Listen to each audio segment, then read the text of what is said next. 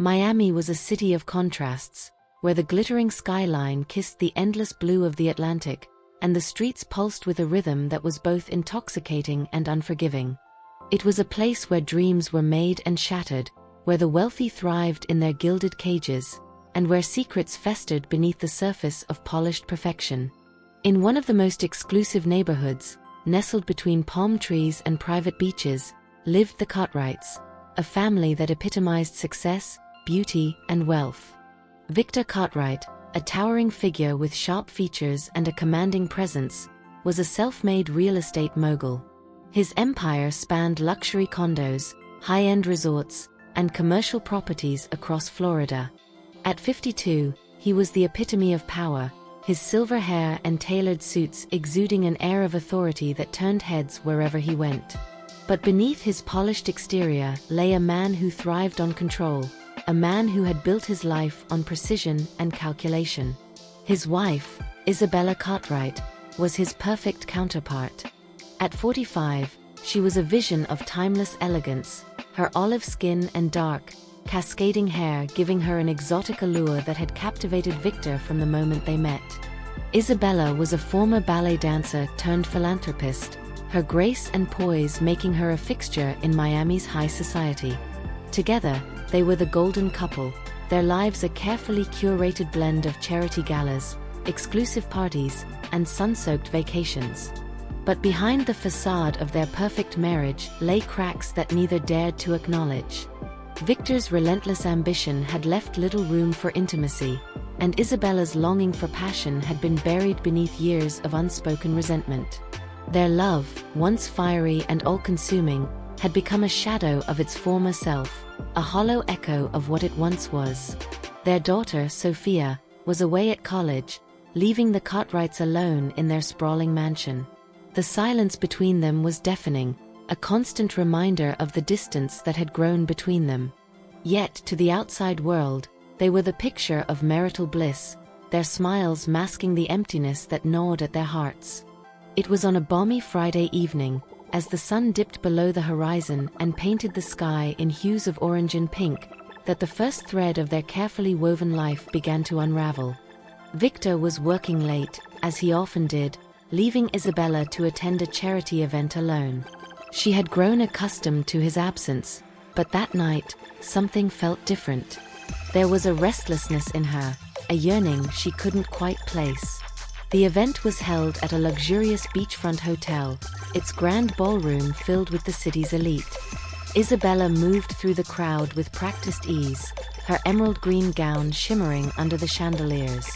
She exchanged pleasantries, her smile never wavering, but her mind was elsewhere. It wasn't until she felt a hand on her arm, warm and familiar, that she was pulled from her thoughts. "Isabella," a voice murmured, low and smooth, sending a shiver down her spine. She turned to face him, her breath catching in her throat. It was Adrian Vega, a renowned artist whose work had taken Miami by storm. At 38, he was everything Victor wasn't: wild, unpredictable, and utterly magnetic. His dark eyes held a spark of mischief, and his tousled hair and casual attire stood out in a sea of tailored suits and designer dresses. "Adrian," she replied, her voice steady despite the flutter in her chest. "I didn't expect to see you here." He grinned, his lips curving into a smirk that was both charming and dangerous. "I couldn't resist. I heard you'd be here." Their conversation flowed effortlessly, the chemistry between them palpable. Adrian's words were laced with innuendo, his gaze lingering on her in a way that made her pulse quicken. For the first time in years, Isabella felt alive, the weight of her loneliness lifting with every word he spoke. As the night wore on, they found themselves on the hotel's terrace, the sound of the waves crashing against the shore filling the silence between them. The air was thick with tension, the kind that made it hard to breathe. Adrian stepped closer, his hand brushing against hers, and in that moment, Isabella's resolve crumbled. Their kiss was electric, a collision of pent-up desire and forbidden longing. It was reckless, impulsive, and utterly intoxicating. For Isabella, it was a moment of surrender, a chance to reclaim the passion that had been missing from her life. But as they pulled away, the reality of what she had done hit her like a tidal wave. She was married. She had a family. And yet, the thought of walking away from Adrian felt impossible. The days that followed were a blur of stolen moments and whispered promises. Isabella and Adrian's affair was a secret dance, a dangerous game that left her exhilarated and terrified in equal measure. They met in hidden corners of the city, their encounters fueled by a hunger that neither could deny. Adrian's studio became their sanctuary, a place where time stood still and the world outside ceased to exist. But as the weeks turned into months, Isabella's guilt began to gnaw at her. She had always prided herself on her integrity, on being the kind of woman who stood by her commitments. Yet here she was, betraying the man she had vowed to love, the man who had given her everything. Victor, meanwhile, remained oblivious to his wife's infidelity. His days were consumed by work, his nights spent in a haze of exhaustion. He had always trusted Isabella implicitly, never once questioning her loyalty.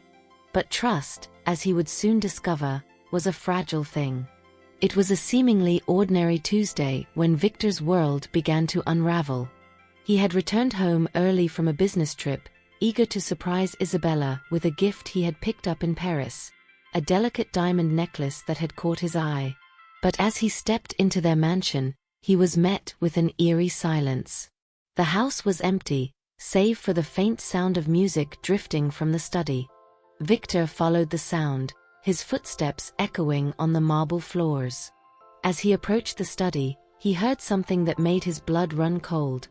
Isabella's voice, soft and breathless, followed by a man's laughter. Victor froze, his hand hovering over the doorknob. His mind raced, a storm of disbelief and rage brewing within him.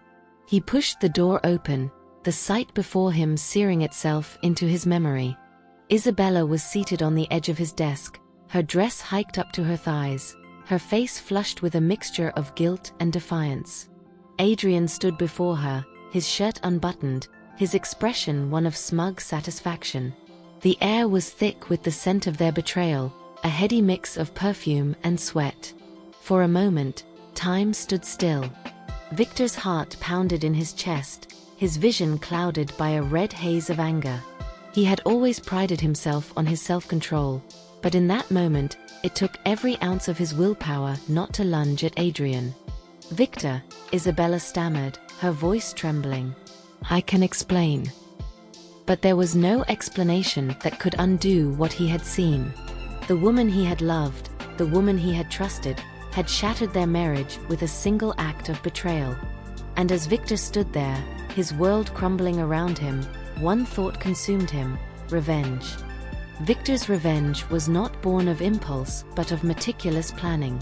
He was a man who understood the power of patience, who knew that the sweetest victories were those that were earned through strategy and precision. And so, he bided his time, his anger simmering beneath the surface as he plotted his next move. He began by hiring a private investigator, a discreet and efficient man who specialized in uncovering secrets. Within weeks, Victor had a dossier on Adrian Vega, a detailed account of his life, his habits, and his weaknesses. He learned of Adrian's troubled past, his penchant for gambling, and his ties to Miami's underworld. It was the perfect ammunition, the kind of information that could destroy a man. But Victor wanted more than just destruction. He wanted to make Adrian suffer, to strip him of everything he held dear. And so, he set his plan into motion, a plan that would leave Adrian broken and Isabella begging for forgiveness. The first step was to isolate Adrian from his support system. Victor used his connections to spread rumors about Adrian's gambling debts, painting him as a liability to his friends and colleagues. Slowly but surely, Adrian's world began to crumble, his once thriving career reduced to a series of cancelled exhibitions and broken contracts. Next, Victor targeted Adrian's finances. He used his influence to freeze Adrian's accounts, leaving him penniless and desperate. He even went so far as to purchase Adrian's studio, the very place where his affair with Isabella had begun, and had it demolished. It was a symbolic gesture, a way of erasing the physical reminder of their betrayal. But Victor's most devastating move was yet to come. He knew that Adrian's greatest weakness was his pride, and he intended to exploit it in the most humiliating way possible. He arranged for a private exhibition, inviting Miami's elite to witness Adrian's downfall. The centerpiece of the exhibition was a painting, a grotesque, distorted portrait of Adrian, his flaws magnified for all to see. The night of the exhibition, Adrian arrived, unaware of what awaited him. The room was filled with whispers and sneers, the guests reveling in his humiliation. As Adrian stood before the painting, his face pale with shock, Victor stepped forward, his voice cold and cutting. "This," he said, gesturing to the painting, "is the man who thought he could take what was mine. Let this be a reminder to all of you. Cross me, and this is what awaits you." Adrian's humiliation was complete, his reputation in tatters. But Victor wasn't done. He had one final card to play, a move that would leave Adrian with nothing. Victor's final act of revenge was both cruel and calculated. He had discovered that Adrian had a younger sister, a struggling artist who idolized her brother. Using his connections, Victor arranged for her to receive a prestigious art grant, one that would change her life. But there was a catch. The grant came with a condition. She would have to publicly denounce Adrian, to declare him a fraud and a disgrace to the art world. Adrian's sister, unaware of Victor's involvement, accepted the grant, her loyalty to her brother overshadowed by her desire for success. The press conference was a spectacle, her words cutting deeper than any knife. Adrian watched from the sidelines, his heart breaking as his own flesh and blood turned against him. With his career, his finances, and his family in ruins, Adrian had nothing left. He became a recluse, his once bright future reduced to a shadow of what it had been. Victor had achieved his goal. Adrian was broken, his life a testament to the consequences of crossing Victor Cartwright. But as Victor stood amidst the ruins of Adrian's life, he felt no satisfaction. The emptiness within him remained, a constant reminder of the love he had lost. Isabella, meanwhile, was consumed by guilt, her once vibrant spirit dimmed by the weight of her betrayal. Their marriage, once a symbol of perfection, was now a hollow shell, a testament to the destructive power of betrayal and revenge. And as the sun set over Miami, casting long shadows over the city, the Cartwrights were left to pick up the pieces of their shattered lives.